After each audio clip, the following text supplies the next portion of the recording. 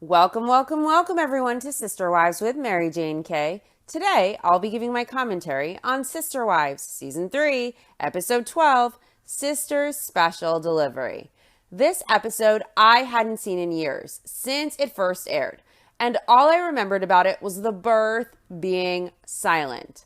But in this episode, there is a lot. We get an unexpected glimpse into the dynamics of the family and the hierarchy and the dynamics among the wives. And it's also very interesting when we get to Christine and what she says about having a favorite wife, considering a main reason Christine left the family was that Cody picked a favorite wife and she felt she mattered less than Robin to Cody. So what Christine says this episode about a favorite wife in a polygamist family really hits home.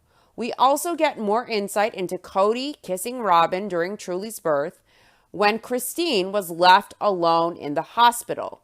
Cody wants to justify it. He wants to explain it away, probably because viewers called him out for being tacky and classless and disrespectful to his laboring wife, Christine. Now, as we recall, when Christine's water had just broke and she was in the hospital alone, Cody went to Robin's house and he was supposed to rush and get her stuff and get Aspen and hurry back to the hospital. And he stopped to make out with Robin. They thought they were being stealthy. She followed Cody outside of the door and they closed the door and they were kissing.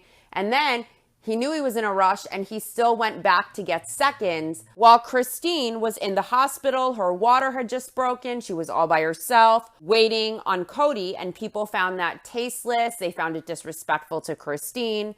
And so Cody makes a point in this episode of kissing Mary during Robin's labor to make a point about the love and feeling the love and sharing the love, that this is a normal thing for his family, because I believe he wants to make what happened during Christine's labor less bad when he was kissing his fiancée, Robin, at the time.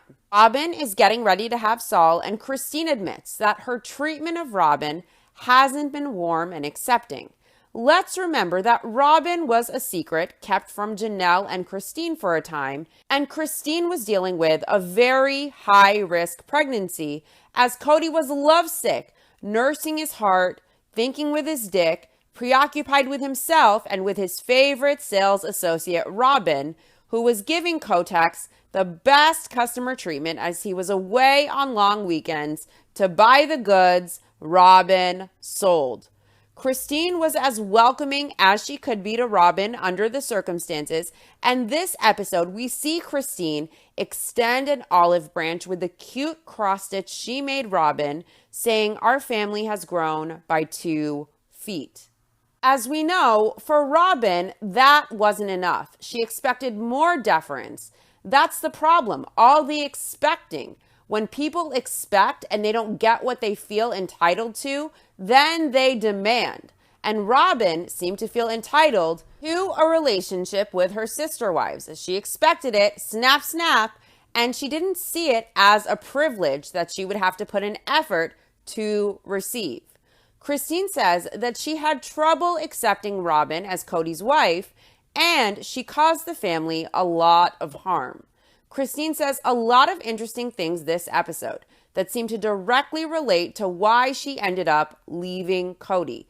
But in this episode, we have Christine apologizing, blaming herself for not accepting Robin, blaming herself for thinking that Robin was taking Cody away, blaming herself for blaming Robin for being Cody's favorite wife. Robin is having a home birth, and the idea of going to a hospital where it's safest makes her scared. The kids aren't too excited about Saul's arrival. Hunter thinks that they have enough kids in the family. Maddie is hesitant about it. She isn't too excited. The most interesting thing we see this episode is how some of Cody's older kids are not so thrilled about the birth of Solomon. They get that it means less resources and less attention from their dad, who is already very distanced from them in Vegas. The kids just moved to Vegas. They're struggling with it.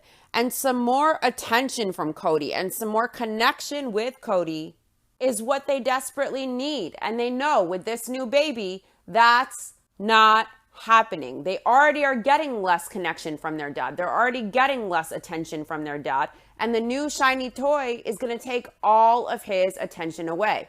Cody is going to be completely assumed with Solomon, and I think the older kids know that. Some of the older kids are very open with their emotions, and it's really eye-opening. The episode opens at Robin's house. She is getting close to the birth. She's starting to put together a boxed playpen. She is excited. She thinks the whole family is really excited. Not really. In the episode preview, the kids express how unexcited they are. Again, Hunter thinks there are too many kids already. Maddie is hesitant. Robin is nervous. Christine is excited for Solomon's birth because she says Solomon loves her. Christine puts her hand on Robin's belly, pushing Cody's hand off of Robin's belly, and Mary lets Christine know she can't ever take Cody away from the baby. Mary says that is a rule. Yes, we know Robin expects Cody to be there with her 24/7. We know Robin expects Cody to not be away from her kids for more than 2 days because they get anxious otherwise. Even if Cody had to neglect all of his other wives and kids when he still had them around, Robin expected Cody to be there and not be gone for more than a few days because otherwise her kids get upset. We know the rules. Robin doesn't let Cody out of her sight anyways. Robin has had a good pregnancy. She has had a lot of love and support, and she has been sick until now. She still gets morning sickness. She's been having Braxton Hicks, the pre-labor contractions, working that muscle, she says, getting her ready for the birth. Robin knows that the birth is close at hand, and she says she can't complain in front of Mary, though. When she does, Mary reminds Robin that she should just be grateful that she is pregnant. So Robin says she will text Mary that she is so grateful that she is having morning sickness today, and she will ask Mary if she can show up late because of that morning sickness. Robin is laughing at this. She thinks it's adorable. Listen, Mary wished to have a house full of kids, and she was only able to have one child, and it was very sad and very painful for her, and Mary really struggled with it. So when Mary sees her sister wife having kids she wished her body could give her, it is sad and it does hurt on some level. So when Mary tells Robin be grateful, that's what she means. And still, Robin uses her obvious pregnancy and her morning sickness to throw this in Mary's face, texting, "Oh, I'm so grateful to have morning sickness. I'll be late." Mary probably wishes she could carry another child, even with terrible morning sickness, every day and every minute. Mary would have endured it to have a child. So why can't Robin just text and say, "Hey, I'll be late"? Why rub it in constantly? Robin is very insensitive. I mean, we saw the birth announcement where Robin hijacked Mary's family dinner and she wanted the limelight, and she made the announcement without giving Mary adequate time to process her emotions and without giving Mary time to speak to Leo first so that Leo could process their emotions too. Robin has a checkup today to see how things are progressing. She anticipates that all is well. Saul has always had a very strong heartbeat. Robin hasn't had any concern so far with the pregnancy, thankfully. She thinks that the midwife will tell her to be ready to meet her son soon. Hasn't she already met Solomon in her dreams? Robin once said that she meets all of her kids in her dreams or visions before they are born, and she knows them before they're even born. Over at Janelle's, Janelle and her kids are having dinner together, and Cody explains that it's been 9 months since the move to Vegas. They've been on a roller coaster ride. They got into 4 separate homes, and now baby Solomon is on the way. A lot has happened, and Cody admits the kids have had a lot of issues dealing with their bitterness and their frustration. Hunter says he doesn't care about Vegas. He doesn't want to talk. Janelle says Hunter is doing better. He likes his football team, but Vegas is still not Utah. Hunter tells his mom that Vegas isn't Utah all of the time. But he doesn't mope in his room now for hours a day. He comes home, He'll interact with the family. He will give Janelle hugs now instead of Janelle having to grab Hunter and make him hug her. He is still withdrawn. He's still sad. But Janelle says Hunter is only 14 and Janelle doesn't know what normal is for a 14-year-old. She says Hunter is better than he was 6 months ago. Maddie is also having a little bit of a tough time and she's going to go to bed early. She doesn't feel good. Janelle says Maddie is still engaged in Utah completely. Her friends are in Utah. She talks to them. She texts her friends in Utah. She chats with them online. And she lives in Utah vicariously through her friends. She just attends school in Vegas. Moving from a church community in Utah to Vegas probably feels like you've moved to another country. It's probably a hell of a lot of culture shock. It's probably a huge adjustment and a lot for the kids. So it's no wonder that they're having challenges with adjusting to this. Over at Christine is making dinner. When they first moved to Vegas, Aspen and McKelty were not happy about being in Vegas. But McKelty said last night that she loves Vegas. She never wants to move back to Utah. And McKelty has a ton of friends. She loves her school. And it didn't take Aspen long to like living in Vegas. She likes Vegas a lot. She likes the people in Vegas. She loves the weather in Vegas. Out of all of Christine's kids, Christine says Peyton is struggling the most with the move. He doesn't have a lot of friends. He isn't that involved in sports. Peyton has struggled very hard with the move. Christine worries about Peyton a lot. Whenever the wives are together and they're sitting on the confessional couch complaining about the struggles that their kids are having, Robin always makes strange faces. You can tell she feels uncomfortable because she feels like it's going to look negative for the adults in the family. So Robin wants to focus on the positive, and she mentions an amazing transformation Peyton and Dayton went through together. Peyton and Dayton weren't getting along. Peyton was harassing Dayton and teasing him, according to Robin. And now Peyton has made a huge effort to improve his mental state. He's improved what's going on inside of his head. Apparently, Christine had a conversation with Peyton, and she told Peyton that Dayton could actually choose to go live with his biological father in a year. And Peyton asked if Dayton would actually leave, and Christine asked why Dayton would stay in Vegas if the kids aren't being nice to him. And then Peyton got serious, and he thought that would be sad, and it changed Peyton's tune, and Peyton began being a lot nicer to Dayton. Now, Peyton will walk from Christine's house to Robin's house, and Peyton and Dayton will walk to and from the bus stop together every day for school. Robin says it's going very well, and she has been very pleased and very happy with it. It's given Robin hope, and it's given her excitement for what's in store for them. Yes, like Cody calling his other wives and kids the obstacles to his goals in life and alienating everyone till they leave him. Over at Mary's, she explains that she just had a conversation with Leo. They are still struggling, and they told their mom that they feel like they've been faking it, trying to put out there that they're okay with the move, that everything's great. Leo says sometimes it's good in Vegas, and other times they miss Utah and they want to go home. Mary says Leo has a good attitude about being in Vegas because they have to be here, but Leo isn't happy with it. The first time Leo met Robin, they were with Mary at this dance, and she introduced Leo to Robin, and Leo said they thought their dad was going to marry Robin from day one.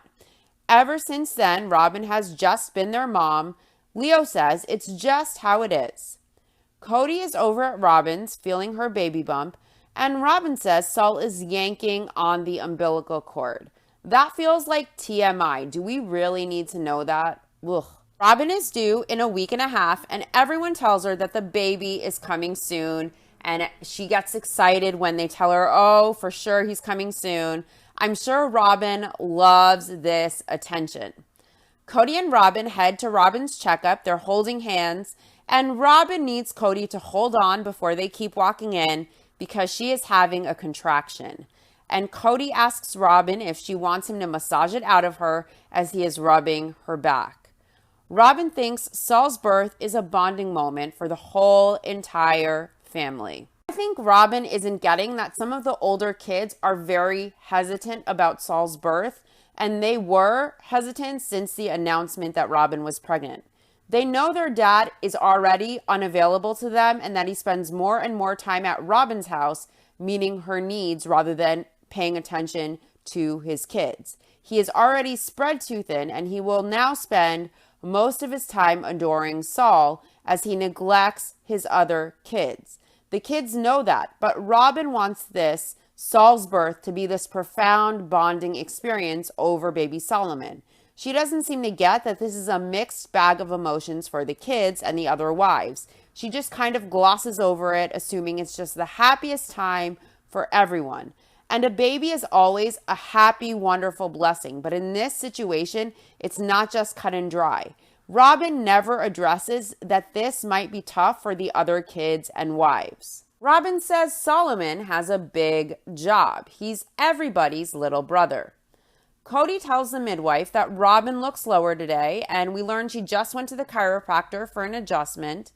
Robin feels like this baby, Solomon, knows he has a big family that loves him, and she probably telepathically communicated that to him in her visions with him during her dreams at night.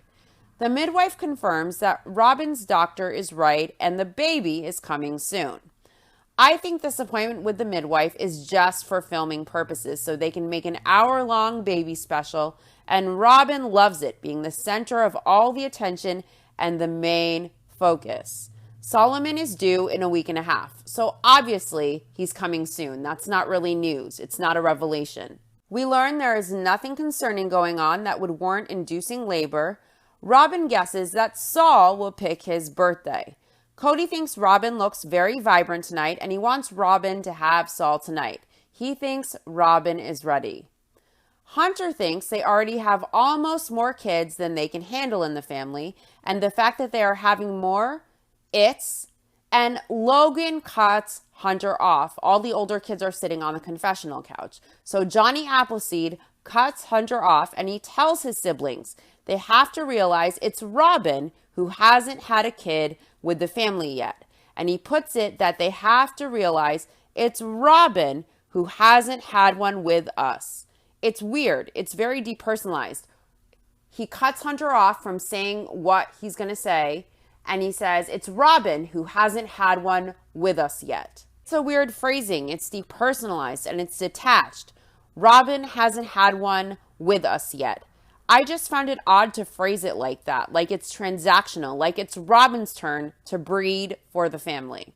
So even though the kids know they aren't receiving the attention and attunement they need from their dad already, he has already stretched far too thin, the kids need to accept it, and it's Robin's turn now to have kids, even to their detriment, even if it means even less time and attention from their father. Maddie is glad Robin is having a baby. It's happy for Robin, Maddie says, but Maddie doesn't know if she is excited. The older kids aren't thrilled about this baby. They know what it means. They know their dad is already detached. They know their dad is not giving the same attention to their moms that he used to. They know that their dad already wants to be at Robin's, and he fully invests there to their neglect, to their detriment, to the detriment of their moms. And now Robin has this shiny new baby Cody will cling to and devote all of his attention to, because the baby is easier, the baby is more convenient than they are for Cody. And we know Cody loves convenience. We also know at this point that the other kids already noticed that they were referred to as Janelle's kids or Christine's kids, that their dad was detached from them as he fully invested with Robin and her children, and they had a different status with Cody. So this is happy for Robin, and Robin wants to frame this as Saul being the glue for the family. But in some ways, it added more resentment and more division. The kids are smart enough to know that Saul will become their dad's main focus, and they will fall away further from Cody's attention, and they anticipate it. It's not as happy for the older kids who already understand the situation as it is for Robin. And Robin fails to even acknowledge the complex emotions involved with Saul. For Robin, it's happy. For Cody, it's happy. For everyone else, there is impending doom, there is resentment, and they are happy for Robin. They're happy about Saul. They love their new brother. They love the new addition to the family, but they are fully aware what it means. And it means even less attention from dad, and even less connection, and even less attention for their moms. Maddie doesn't know what she thinks about the baby. She doesn't know if she really feels happy that the family is having a baby. She just doesn't know. Leo reminds Maddie that the baby is still her little brother. And Aspen tells Maddie that Saul is from their same biological father. Maddie agrees, and Leo wants to know if Maddie is at least a little happy about it. Maddie doesn't look it. She responds that they have so many kids right now that she doesn't know if she is happy. And Hunter says, you can't love someone you don't know. And Leo says they love Saul already. To me, what it looks like is the kids want attention desperately from their dad. They feel neglected because they are being neglected on some level. Their dad is more distant in Vegas than he was in Utah. So the kids who are saying they love Saul, or that it's Robin's turn to have a kid with dad, like Logan, want to project positive optics, and they want positive attention with their dad. And they probably think if they please their dad, he might give them more connection and more attention. But certain older kids like Hunter and Maddie are being more honest about how they truly feel. And it's not a rejection of Solomon by any means. It's just that they know what another child in the family means, and especially what another child means with the favorite wife. They know this means they already get less from their dad, and they will get even less than the less they now get from their dad. They're going to get less support, less attention, less connection, less communication, and they probably can sense their moms getting a lot less too, so that Robin gets more, so that Saul gets more. Next, the wives and Cody are going with their realtor Mona and with Bill, their new business partner, to check out possible properties for their fitness center location. Christine explains that they aren't in the best shape, so she is very self-conscious about opening up a fitness center. Janelle gets this look of disgust on her face when Christine says that. Christine says it's humbling to think of opening a fitness center because of the way she looks. Cody is smiling. He finds this amusing. Mary says they need the fitness center and they are going to use it. I think Janelle knows the fitness center is a great idea business-wise. Whether or not they themselves are fitness models or bodybuilders or trainers, the idea has legs to stand on. And Janelle probably knows when the wives express hesitation, it looks bad for their brand and bad for their business. If you notice, the other investor the Browns brought in who was reading from a notebook, that guy was by no means a fit guy. He looked overweight himself, yet he was an investor and a fitness consultant. So it really doesn't matter that the wives aren't fit. Wives might be a selling point because they are known, but they aren't going to be the fitness trainers in the center itself. Obviously, I'm sure somewhere out there is some morbidly obese, fat fuck who is wealthy, who owns some gym. Cody explains that they want to secure the lease as fast as they can. They want the gym to open in 6 months. Cody seems to be very impulsive. Less than a month ago, he was into real estate, and there were so many opportunities, and he was getting his real estate license in a month or less. That's what he told his high school friend. Then he suggested that the family open a restaurant. Then Janelle had the common sense to suggest a gym, and there is now all this urgency. They found investors, they found consultants, and now they are looking at leases, they're looking at spaces. And Cody is saying that the gym will be open in 6 months. There's a rush to do this gym that never, ever comes to fruition. That probably would have panned out with time and effort financially. Instead, the family takes out exorbitant loans to do My Sister Wife's Closet, a niche business that anyone could tell will be a hobby business that won't bring in enough income to support or sustain the family.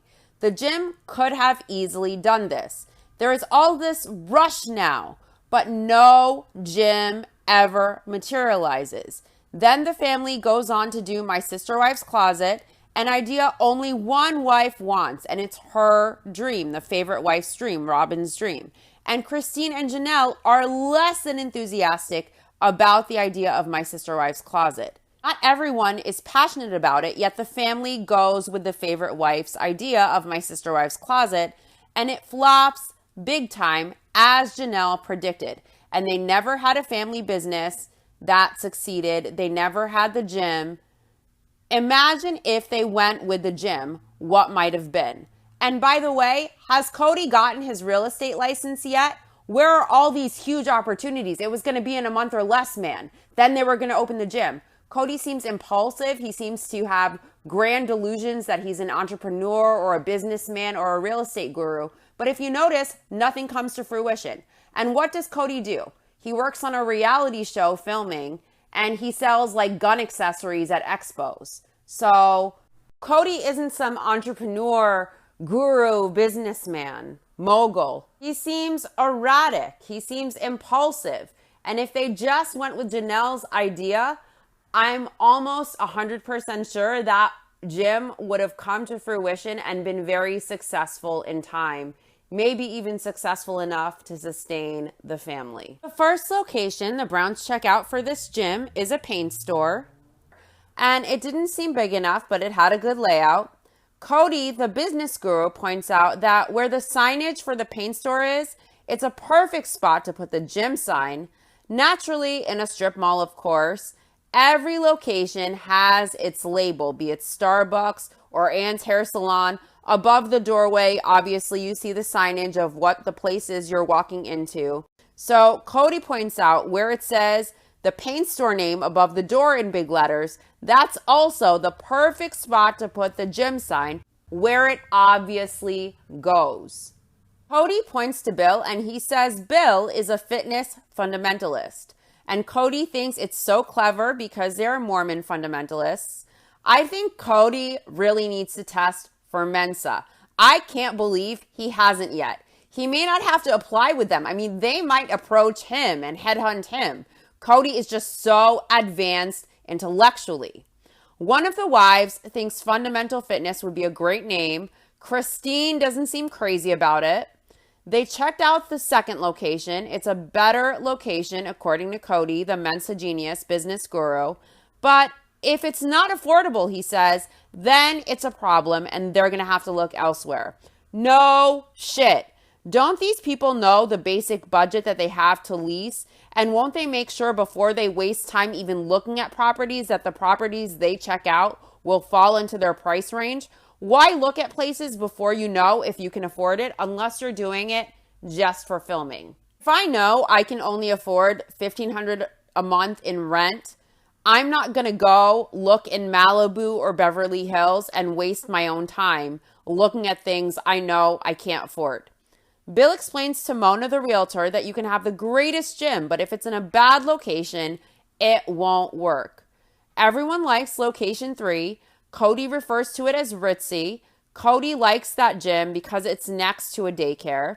Janelle likes the other one they looked at first, the first location. So now Cody instructs Mona to check out the locations 1 and 3.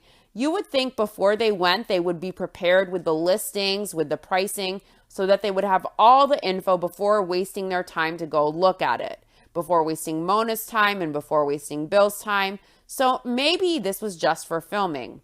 Robin is very excited now. She's sitting in her nursery and she says, everybody is thinking about all these other things and all she can think about is her baby. Christine, Mary, and Janelle show up at Robin's house and Christine explains that the sister wives started having lunch together with just the sister wives a few months ago. They don't see each other very often in Vegas otherwise, so they do these lunches. Christine explains the reason all the wives entered into this family is because they all did want sister wives.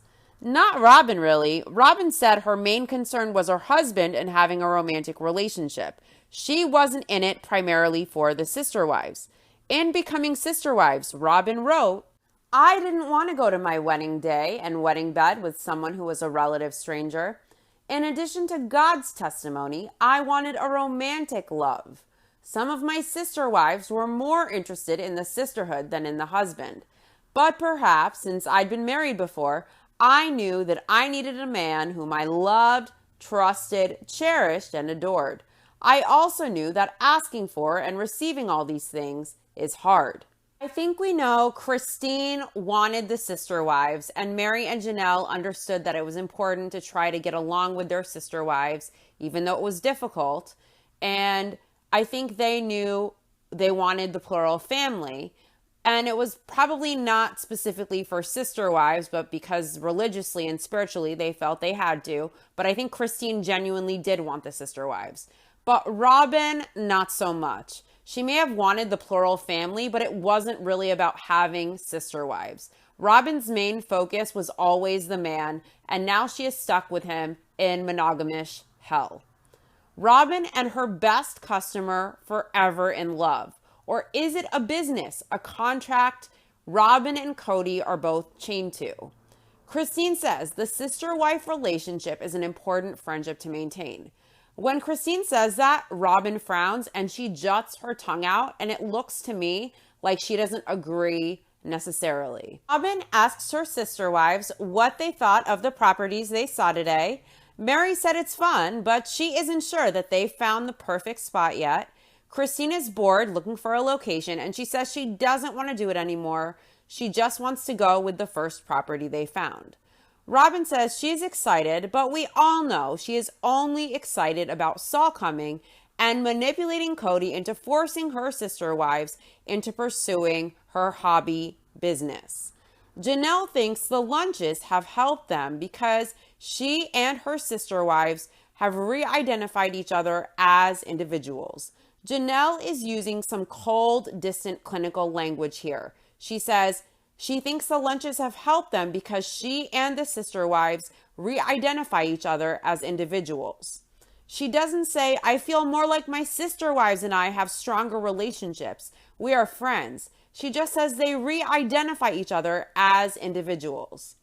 Robin explains that they have gone through a lot in the past year, and going to these lunches with her sister wives takes the pressure off. Janelle says it's become Mary, Robin, and Christine again, rather than her against Cody and Robin or her against Mary and Christine. The lunches have helped reestablish that one-on-one relationship. Christine reiterates that it feels so good to know that you are not alone.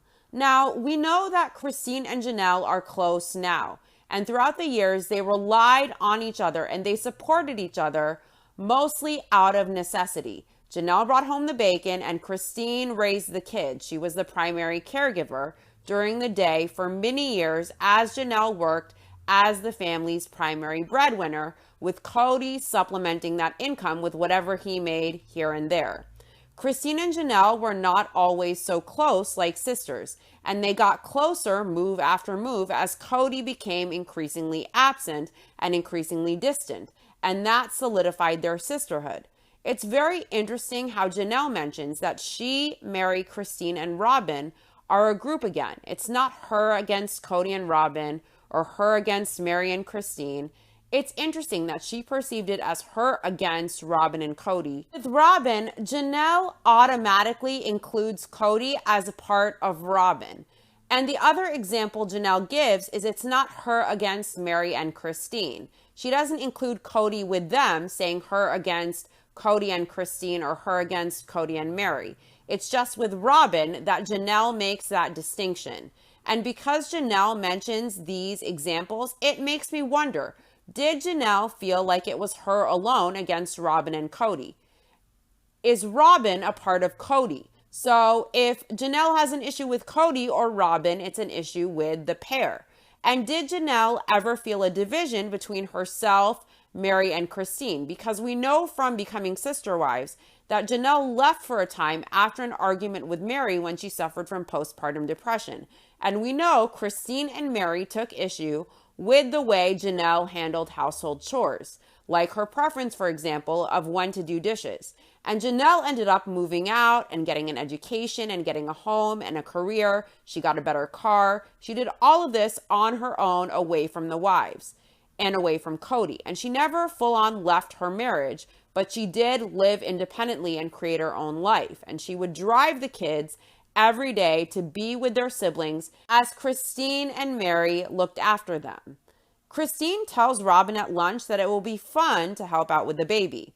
As we recall, Robin complains in later seasons that Christine was unwilling to help her with her kids. And we find out that Christine was always willing to be a mom to Robin's kids, but Robin hired help. And then she tried to accuse Christine of not wanting to be involved with her kids when that was not the case. Here, Christine clearly states she wants to help out, and she says they're all just here to do whatever to help with whatever Robin needs. So obviously, Robin created a false narrative in later seasons that Christine didn't want to invest in her kids. We have seen countless examples of Christine involving Robin's kids in her traditions and in family events. Christine reiterates to Robin, "We are here to do whatever your comfort level is, whatever you want us to do." Robin tells her sister wives she has never had sister wives before, and she has a question. She wonders if the baby is born in the middle of the night, if they want her to call them to come over in the middle of the night. With no hesitation whatsoever, Christine says yes. Mary also says yes, and Christine jokes that they will be fighting over the baby. Christine mentions to Robin that she remembers a while ago that Robin was really worried about Cody's capacity to love another child. And she asks Robin if that has changed. And Robin says, yeah, it has. And she feels like she just wanted to make sure Cody was up for another little baby. It's interesting how Christine asks Robin that, considering most of Janelle's kids don't seem too sure that Cody can handle the kids he already has. As we recall, Hunter feels there are already too many kids in the family, and Maddie expresses a similar sentiment, and they know their dad is already stretched too thin. Christine assures Robin that Cody will be great. He loves kids, and he is the best at labor.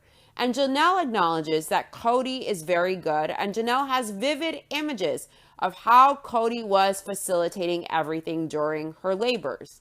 Cody is very present in Janelle's memories of her labors. And Christine says Cody knows the perfect pressure points in the middle of the back to relieve things. And Mary points out, since she just had one child, she hasn't had that much experience with Cody in her labors. Robin asks how Cody was with Leo's birth, and Mary jokes that it was 16 years ago, and she asks, "You expect me to remember that?" And she says it very seriously, and she's kidding, obviously, but the wives at first think that Mary is serious. Mary's very first thought about Leo before she knew their gender at birth was Cody yelled out, "It's a boy," and her midwife told Cody no. He was just looking at the umbilical cord, mistaking that for something else. Christine is glad Robin is doing a home birth because Robin gets to experience how good Cody is during labor. And she assures Robin that Robin is going to be relieved because Cody is great. Christine and Janelle and even Mary are singing Cody's praises. And Robin tells the girls, her sister wives, that it's because of them that Cody is as great as he is. Where is that gratitude in later seasons? Christine has made a cute peace offering for Robin. It's a cross stitch that says, "Our family has grown by 2 feet." It's a symbolic gift, Christine says, that signifies that Solomon is a part of their family. Christine says it's a peace offering because her treatment of Robin has not been accepting and welcoming in the least. Christine says her being jealous of Robin made Robin feel like she wasn't welcome and that she didn't want Robin as a sister wife. And it made Robin feel that she didn't feel like Robin was a wife of Cody. Christine says she never meant for Robin to feel like she wasn't a wife or like she wasn't an equal. Christine says she would blame Robin for taking Cody away. She would blame Robin for being Cody's favorite wife. Christine points out that having favorites isn't okay. If you want a successful plural family, you don't have favorites. So as Christine is apologizing for not accepting Robin, for blaming Robin for taking Cody away, and for being the favorite wife, she mentions having a favorite wife in polygamy isn't okay if you want a successful family. Christine knows this, and she knows Robin is the favorite wife. And earlier this season, Christine expressed how Cody was spending all of his time and effort investing in Robin, meeting her needs and the needs of her kids, to the detriment of his other wives and kids, and to the detriment of his relationship with Christine. And Christine was pointing out that Cody wasn't investing equally with her. He was neglecting their relationship to give Robin more attention to meet Robin's needs. And Robin is very needy. And here she says, you can't have a favorite wife. And she blames herself for thinking Robin is the favorite. And we really see Christine's development.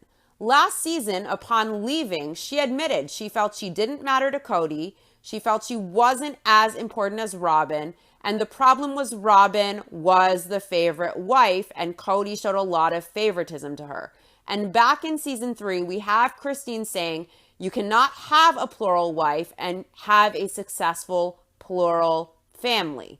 And indeed, Cody blatantly picking a favorite wife and showing that favorite wife more favor and attention and investment led to Cody losing 3 wives and most of the relationships he had with his older kids. We also remember the professor stating that for a plural family to work, there could not be a favorite wife. The husband in a plural family could not pick an obvious favorite wife, and from day one, we have seen Cody clearly pick the favorite, and it cemented the downfall of his family. Straight from Christine's mouth, in the last episode of season 3, she says, if you want a successful family, you don't have favorites. And we all know how true that is, seeing the horrendous trajectory of this family over the seasons. Christine says she never meant for Robin to feel like she wasn't a wife or that she wasn't an equal. But the way she has behaved has made Robin feel unwelcome. Christine did nothing to make Robin feel unwelcome, at least on camera. I think Robin felt entitled to these relationships with Cody's other wives and kids when she joined the family. And I think she felt it would come automatically, with no effort from her, when this family has functioned with 3 wives and all the kids for 16 years before Robin even enters the pictures. And the wives and Cody existed even before the kids were born. Robin has continued to perpetuate the narrative that it's us versus them, that she is rejected, that her kids are unwelcome, that she isn't an equal, when the reality is she came into the family, she manipulated Cody, she prioritized Cody, and she kept Cody resentful with her us versus them narrative that she and her kids were rejected. She was always in Cody's ear, saying that she and her kids were rejected and that Cody needed to protect her. He needed to be there for her, to stand up for her, to the detriment of everyone else. And he needed to support Robin against everyone else. So nothing Christine did would ever show enough deference for the entitled Robin, and nothing would be enough for Robin. And Robin used that narrative to manipulate the fuck out of Cody, and it worked. And now she is stuck with her best customer, and Christine is free, and Janelle is free, and Mary too, whether she wanted it or not. Cody is now free from his obstacles in life, and Robin is chained to her best customer, her new obstacle, and there are no wives beneath Robin for Cody to resent, for Cody to be angry at. And all of that will now fall on Robin, who will no longer be the favorite wife. She will be the only wife, and she will feel chained to her best customer, her 6th child. And once Cody realizes all he lost and how manipulated he was by her, he will be very angry and very resentful of Robin. And he will become her obstacle. And when he does, when his kids with Robin are grown, I predict Robin will cut that chain from her foot and she will have her kids. And who will Cody have left? You know, Cody once asked, what happened to Team Brown? And deep down, Cody knows the answer. Just like the ex-wives know the answer, and most of the kids probably know the answer. Christine feels bad for making Robin feel unwelcome. And she says, it's not okay to treat people mean or to treat people badly. Christine dreads that her kids won't think of Robin as a mom because of how unfair she has been. Christine says it's not okay because Robin has earned that. Christine says she potentially could have caused this family a lot of harm. You guys think what Robin did to this family and all of the manipulation of Cody to keep him in a resentful state against his family because of her complaints that she and her kids were rejected by them keeps Robin up at night? Does Robin think about how Cody lost 3 wives and most of the relationships with his older kids, mostly because of her and the way she encouraged the cookie to crumble?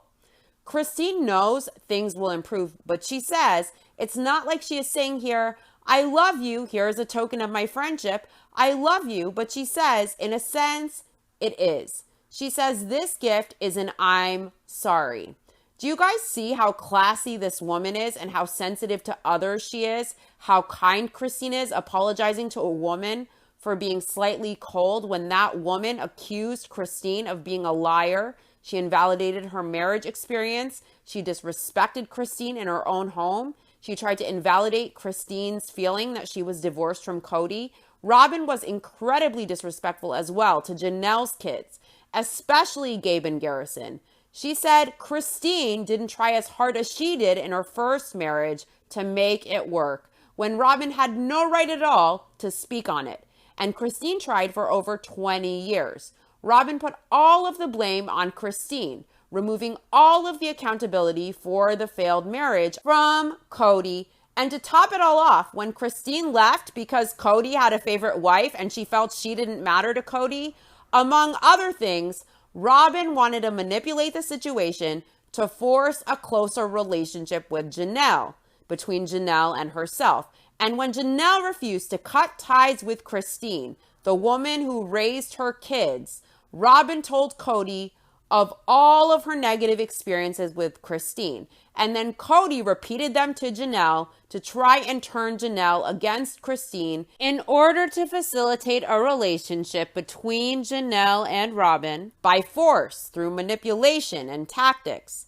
Cody also tried to use sex with Christine as a bargaining chip to force Christine to treat Robin the way Robin felt entitled to be treated, so that Christine would be friendlier before he would consider discussing the possibility of intimacy with his wife. Robin is a bitch, and we see the way Robin behaves and the way she treated Christine versus the way Christine treats Robin. Here she is apologetic, trying to be this goblin's friend, and all the goblin did was stab her in the back, because there is a difference in class, integrity, and character between Christine and Robin.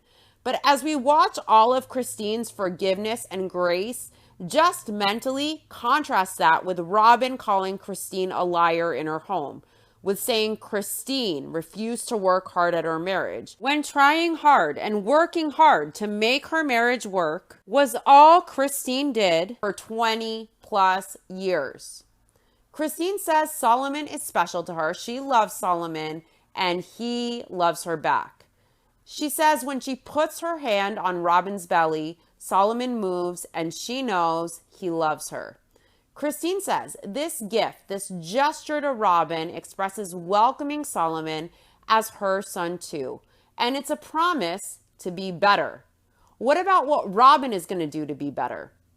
Over at Janelle's, her kids are having a pillow fight. And Janelle says she's excited for the baby. She is probably as excited as with any of the other babies coming into the family. She is happy when the babies are born, but she doesn't get very into the births. She doesn't get excited about having the baby. That's just not her style. Cody says Janelle can't compete with Christine's enthusiasm, and Janelle reiterates that her lack of excitement doesn't mean she doesn't look forward to the baby coming or that she isn't excited, but she bonds with the babies in a different way after they're born, and she's excited, but she probably won't get up in the middle of the night to go see the baby. Now, when Janelle says this, Robin glares angrily at Janelle, and she looks pissed. Theo is making Solomon a baby blanket at the sewing machine, and Mary mentions how they have been in Vegas for 9 months, and there have been lots of changes. It's been good on some levels, but Mary feels like living apart from everybody, that she is having to figure out what her relationship is with each of her sister wives. Mary shows us the redecorated girls' room from when Christine and Robin's daughters moved in temporarily and slept over, and she has a spot in the closet for Saul's stuff. And she's going to get boy clothes for Saul to keep in that space, and she says it's going to be fun to have Solomon, but very different than if this were her own baby. Mary explains that when she and Cody were in Mexico for their 20th wedding anniversary, Cody suggested that they consider doing in vitro fertilization, IVF. Mary didn't see the point, but she thought about it a lot, and she is still against doing it. Mary says that she and Robin have become very close. They have a really good relationship. They are very good friends, of course, and this was before Robin secured her legal status. Mary thinks Robin came into the family wanting to have a deep, close relationship with her sister wives.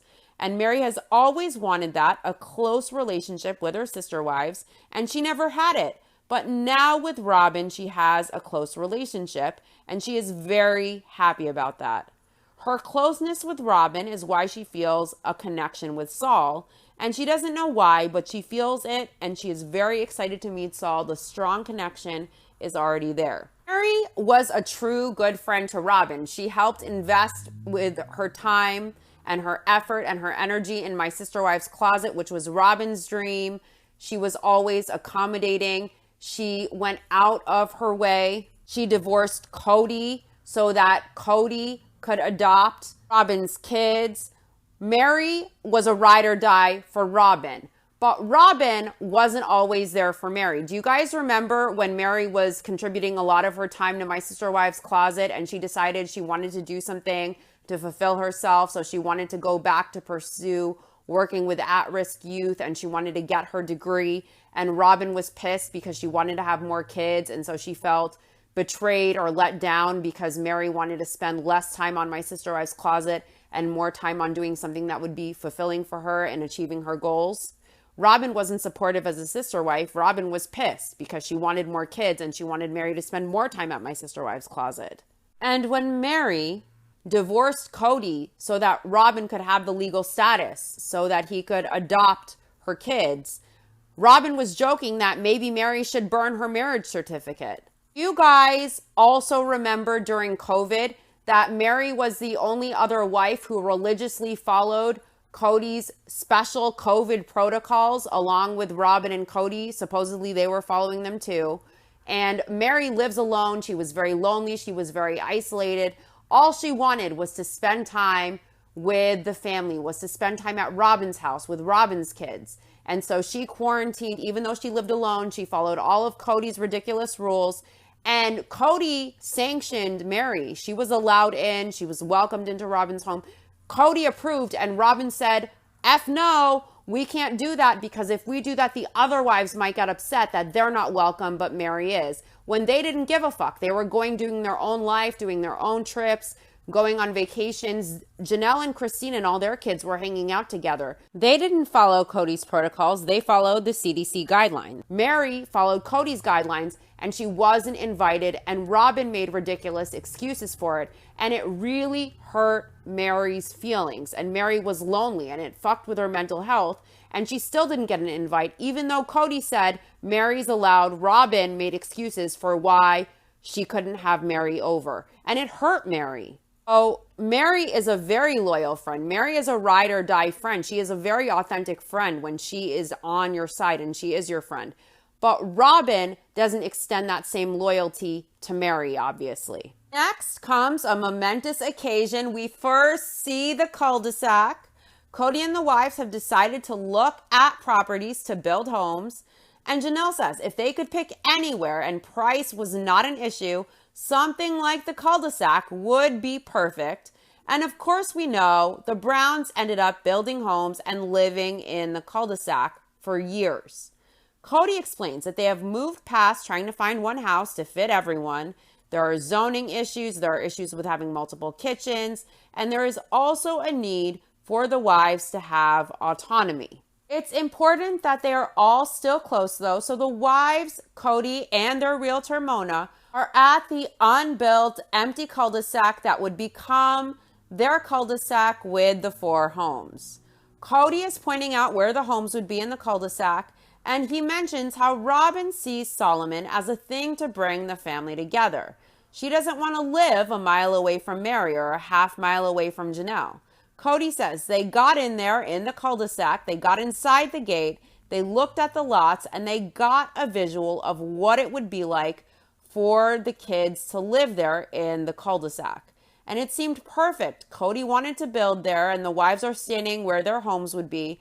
And Cody explains, with the cul-de-sac, they are buying a dream. I think it's so interesting how Cody explains getting the homes in the cul-de-sac as being about what Robin wants from Robin's perspective. He doesn't mention the family or all of his wives or the kids. He says Robin sees Saul as a way to bring the family together. And Robin doesn't want to live far apart from Mary, Christine, and Janelle. And we can't build one house because of zoning, multiple kitchens, autonomy, and this and that. So let's do 4 homes next to each other. And Robin wants this. She doesn't want to live X miles away from Mary. It's not my wives want to live as neighbors or my kids need me close by. It's framed by Cody from the perspective of Robin, what Robin wants and of what Robin expressed. She wants this, not what his other wives need. It's not from the perspective of his other wives or the whole family or what his kids need. It's from the perspective of what Robin expressed she wants. Cody wonders how they make the cul-de-sac a reality. Maybe Robin pinned it on her vision board. Who knows? Maybe she manifested it. Cody explains homes cost money. Fuck. You mean you can't just find a home you like and take it free of charge? You have to pay for it? It costs money? You have to work? What? Well, not Robin. Robin doesn't have to work. She came into the family in debt and she didn't work. She got her debt paid off. She got a cul-de-sac home. Even with her debt and her million aliases, she got her McMansion paid for, mostly with the proceeds from Janelle and Mary's Vegas homes and the joint family account that Janelle was probably the primary contributor to. The only person who gets free debt relief, free mansions, free everything is Robin off the backs of her sister wives and money that should be going to Cody's kids. But mansions cost money. Nannies cost money. Someone has to work, and as long as it isn't Robin, she doesn't mind reaping the benefits of another woman's blood, sweat, and tears. Cody says they have been dreaming about this cul-de-sac, but he needs to find a way financially to make it happen. Janelle loves the cul-de-sac. She loves that the kids would have lots of room to run on these 4 lots. Robin loves it. She calls over to Christine, who is standing on her plot, asking, "Hey, Christine, is Aurora over at your house?"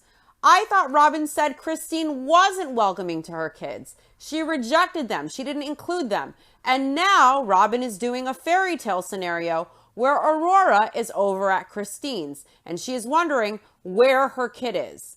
Robin seems uber controlling. She's a helicopter mom. There is no way in hell there is a minute of any day where she doesn't know where every kid is, even the fully grown adult kids, I would bet. Who is she kidding with?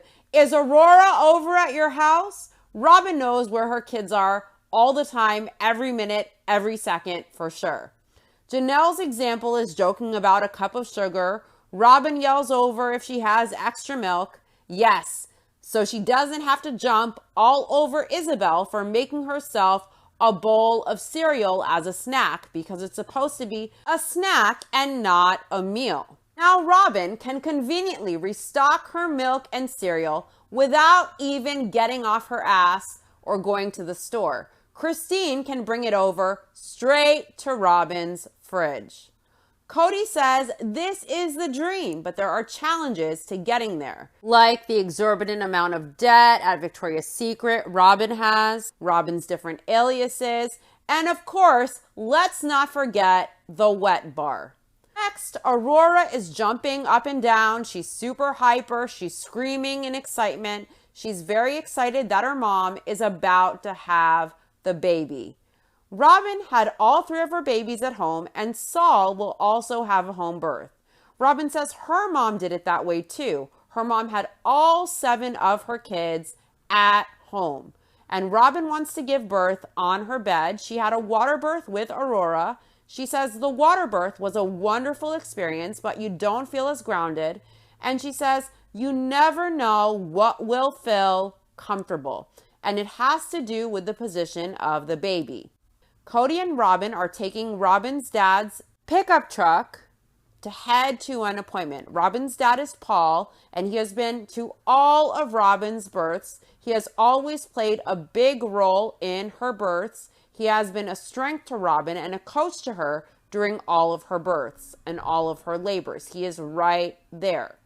Robin won't need her dad this time to be such a strength because she has Cody, and she is so glad her dad will still be there too. Robin will be 2 weeks overdue with Solomon, and she has never been this overdue. She feels that it's weird, and she doesn't know what to think about it. She says it's time, so now they're gonna go check on the baby. Cody is talking to Robin's belly as she has the electrodes strapped on. Janelle says her babies were always overdue. She never had her babies on time.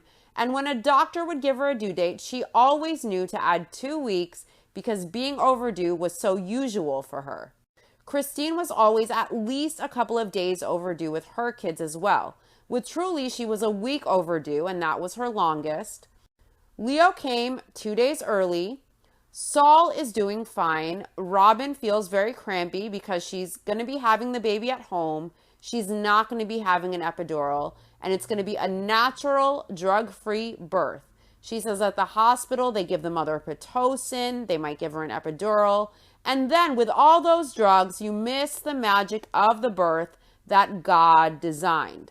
Robin says her body is built to deliver this baby and to carry this baby, and if all goes well, she should be able to have her baby at home with no issues, and that's the plan, and that's what God designed a woman's body for. Yes, the whole point, the sole point of being a woman is to have babies and to be a mother. If you choose not to birth babies, if you choose not to be a mother, you aren't using your body for God's plan. Shame, shame. You aren't reaching your full worth and potential as a woman, and you're not doing what God wants for you. That's what Robin is saying with these words, in my opinion. Women are worth so much more than just being a mom or just birthing a child. A woman's purpose is not just to have kids. There is much more than that to a woman, and if a woman chooses not to have kids and a woman chooses not to make motherhood her life, it doesn't mean she isn't following God's plan. It doesn't mean she is not reaching her full potential. A woman is capable of much more than just bearing children and being a mom. And women were not put on earth solely to breed kids or be mothers. Robin wants to have the baby tonight with Cody, and so does Paul, Robin's dad. It's now 10:15 at night on October 25th. Robin is moaning. She's having contractions as quietly as possible. This is the most silent birth I have ever seen. Cody is thrilled. Robin is in labor, and they are about to have a baby. The midwife, April, is on the way. The house is clean. The dishes are done. But Cody says it's one of those surprises, and they have waited so long for Saul to get here. And the house was perfectly clean the day Saul was supposed to come. And today, it's not perfectly clean, it's just fairly clean. His son is about to be born, his last son. And Cody is mentioning that the house is fairly clean, but there are some dishes in the sink. And it's a surprise that Saul is coming now, and that's why the house isn't perfect. And if he came when he was supposed to, the house would have been perfect. Perfectly clean. It's so weird to even mention the house or the cleanliness. The house looks clean. It's not like it's a pigsty. So why this is even coming out of Cody's mouth rather than something profound and heartfelt, I don't know. This is weird. Maybe Cody is OCD. Maybe he is controlling about cleanliness. Who knows? But I found it weird that as his baby is coming, he was thinking of a few dishes in the sink and how Saul is coming now and it's a surprise. But if he came when he was supposed to come, the house was perfect. Who cares? I find that so strange. Is Saul's birth less perfect because there are a few dishes in the sink? Why even mention it? Mary told Robin she doesn't care what time of night Saul is born. She wants to be called whenever. She will be there. She doesn't want to wait till everyone else is there. And it doesn't surprise Mary at all that Janelle wants to wait to see the baby in the morning if he is born late at night. Mary doesn't know about Christine, but Mary makes it clear she wants to be there as soon as Saul is born, as soon as they are ready to have people over. She wants to be there. Paul, Robin's dad, explains that Robin's contractions are getting closer and closer, so now they are preparing the bed. April thinks Robin is doing great. You wouldn't even know she was having contractions because when Robin has a contraction, she just closes her eyes. She barely makes any noise at all. Cody is texting his other wives to tell them Saul is on the way, and Mary is stopping by with the camera. Cody explains that it's a special time for he and Robin, and they want everybody to feel included in it. So when Mary leaves after bringing the camera to drop it off and briefly say hi to Robin, Cody hugs and kisses Mary, and he makes a big show of it, and he explains that what we are seeing is he and Mary exchanging their love. Cody says the more engaged they are, the more love energy there is, so he expresses it by kissing and hugging Mary as Robin is birthing Saul. Cody remembers with Truly being born that he went over to check on Robin, and he and Robin were just engaged, and he felt so much love he just had to kiss Robin goodbye while his other wife Christine was in labor. Cody says it's just that they are all a family and they all love each other, so this is normal. That's just how it is. I think Cody made a big show of hugging and kissing Mary on camera during Robin's labor so that people will judge him less harshly for kissing Robin during Truly's birth when Christine was alone at the hospital waiting for him. Cody just wants to look like less of a dick, like this is normal behavior for him, so he makes a point of kissing Mary and hugging her enthusiastically, talking about love energy to make it look like he normally kisses his other wives as one wife is laboring to push out his child. It's normal to kiss his other wives as one wife gives birth.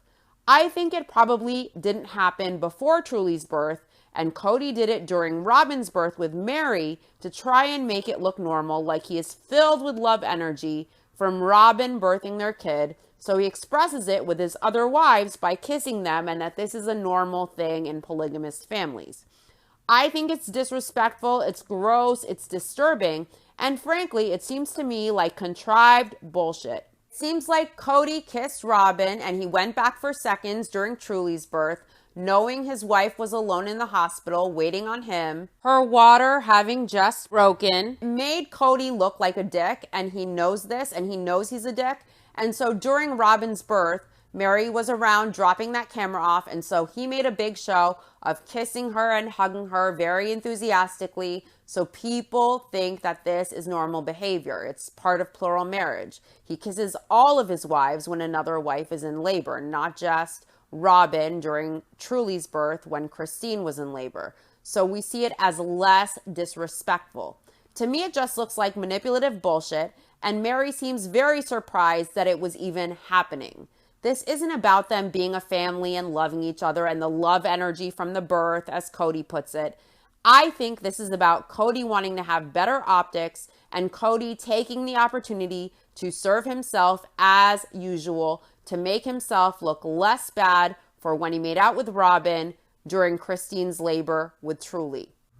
Brianna wakes up now during the birth, but Robin doesn't want her to hear any noise that she might make. And you can already barely hear whatever noise she is making. It really is a silent birth. Leo is making Saul the blanket and they finish it as Saul is being born. Mary is super excited and she shows off the clothes she bought for Solomon that she has hanging in her closet. They're adorable. I wonder if Mary eventually brought those clothes over to Robin's house, or if Solomon actually spent time with Mary in her house and she actually used them. Mary also bought Solomon a very cute stuffed giraffe and she is taking it over tonight the second they let her through the door. Mary wasn't this excited with Truly and Christine, And Mary says it's not that she wasn't happy Truly was coming, but Mary says she and Robin have a different relationship. They have a closer relationship. They have a really close bond, and she feels a very close bond with the baby already. So Mary can't wait. I know Mary wholeheartedly adores Saul, and she adores Ari and all the kids in the family. But I wonder now how she really feels about Robin. Does she feel so close to Robin still? Or does she look back in hindsight and see all the manipulation that we all do? I wonder. Brianna is super excited, and all of Robin's kids are waiting in front of Robin's closed bedroom door in anticipation for their baby brother. Robin wants it to be over, but there is more work to do. And Cody says they have to keep going, and he has to keep coaching Robin like a marathon runner who thinks he doesn't want to run another mile, but they have to do a couple more. It's a very silent birth. Cody pulls Solomon out, and his first comment is, "He looks like my little boys." And then Solomon starts to cry on Robin's chest. And Cody tells Robin he was impressed by her and she can have his kids anytime, as he holds Saul and welcomes him into the family.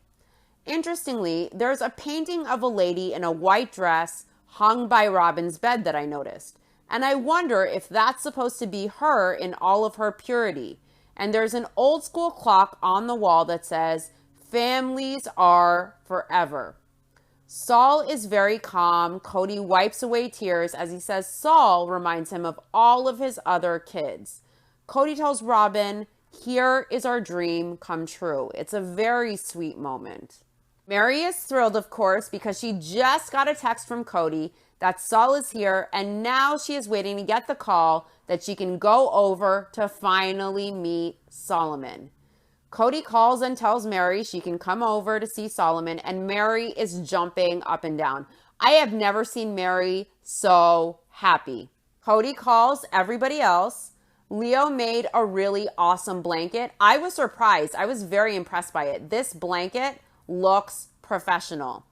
Cody announces that they aren't cutting Saul's umbilical cord yet until the placenta is delivered, and the placenta will keep giving Solomon nutrients through the umbilical cord until it is delivered. And Robin says, cord blood is awesome. I know you can take the placenta and dry it and make it into supplements. I'm not saying I personally would do that, but I know it's a thing. Robin's girls come in to see the baby. Paul wakes up Dayton to meet his baby brother. Dayton doesn't seem too excited about it. Dayton says he thought the baby would look a little different. He had a different image of him. Cody cuts the umbilical cord once the placenta delivers. Leo and Mary see Saul. Leo starts crying when they see Saul. Mary is so happy.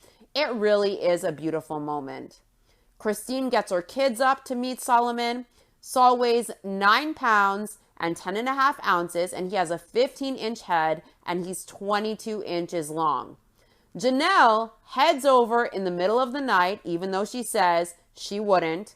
Her first comment is, "He's a fatty," and Janelle says, "That's how all brown babies are."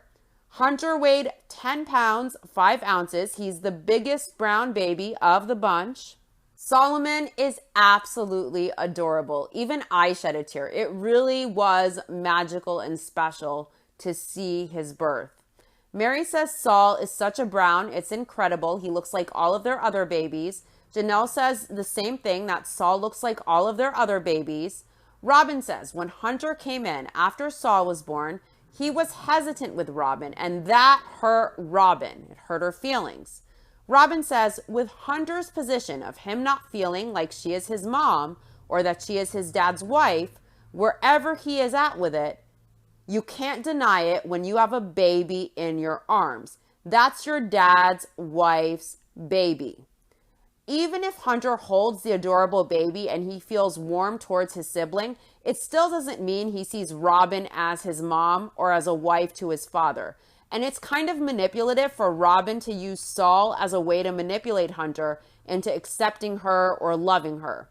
Hunter has a right to feel however he feels about Robin. And just because she married Cody, it doesn't equate to her being a mom to Hunter. She did not raise Hunter. He did not grow up with her. And he may respect her as his dad's wife, and he may love Solomon as his sibling.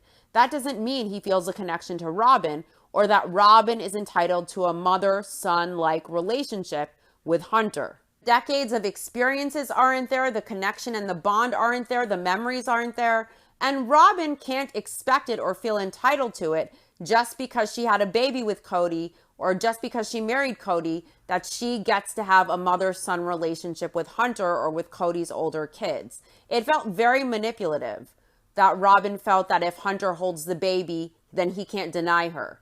Robin says maybe Hunter is trying to figure it out and it's okay. If it's okay and she respects Hunter taking the time to figure it out, a kid who has had his whole world turned upside down, who is on a reality show, who moved to a place he hates, who is dealing with anxiety and trauma and stress and maybe depression even, whose whole family dynamics have just changed.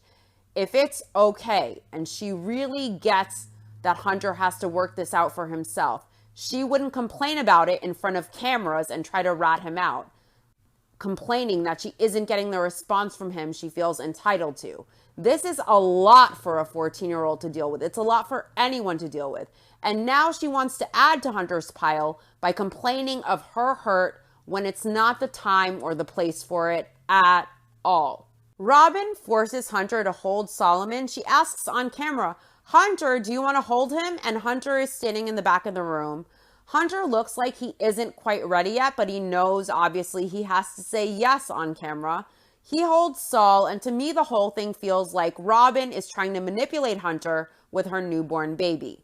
Robin says her goal is to have the families be one family. So when Hunter comes and picks up Solomon, Robin is hoping that Hunter and all of the kids accept Saul as their baby brother. And she is hoping that Hunter's heart will be open to that.